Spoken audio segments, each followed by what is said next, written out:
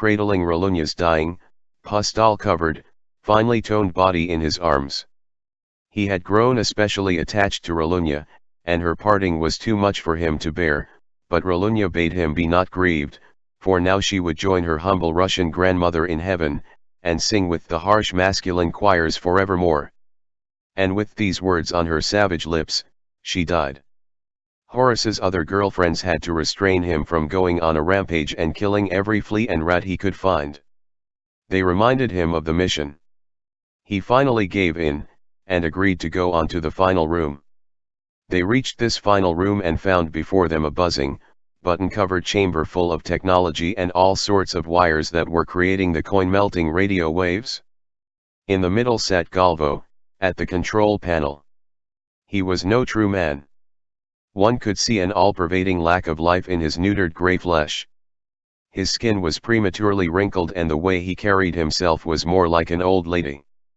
He had not the spirit which gives eternal life flowing in his accursed veins, and he sneered a precious, girl a little sneer when he saw the raging red bronco that was Horace and his comely mates burst into the room, charred red and black with all the fury of life and the glory of truth blasting from every youthful pore of their sweaty bodies.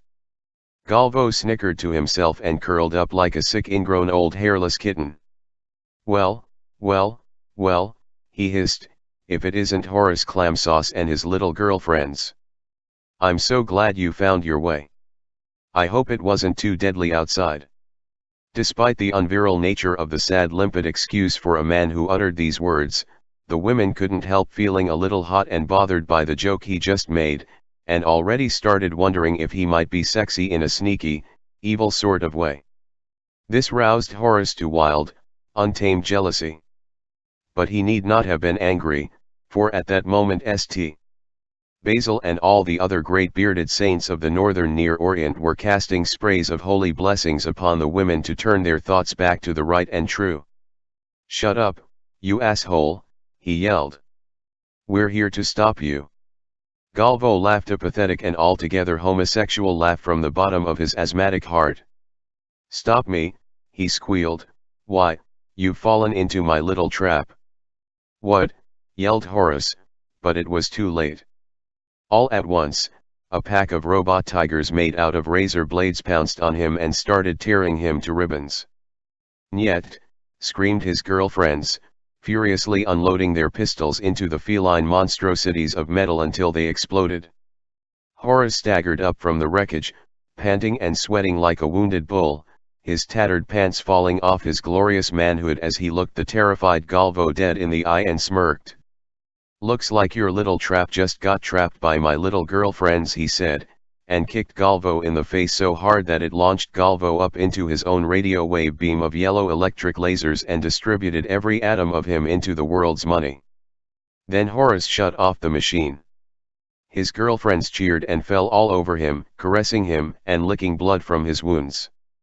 "Ha," he gloated, "I guess this horrible secret mission wasn't doomed to fail after all." "Well done," shouted Dr. Peterson from a video screen on the other side of the chamber, "you saved the world again. We'll send a helicopter to pick you up." Until then, Dr. Peterson paused. His soul screamed inside, wondering why he was about to feed Horace another awesome one-liner again. Was he just a masochist, or was he vicariously living through Horace, resigned in the knowledge that Horace was a superior organism, that he must put Horace's pleasures before his own? Until then, I hope you find some way to keep warm. "Oh, don't worry," said Horace, winking at the video screen, "I'm sure we will." The end.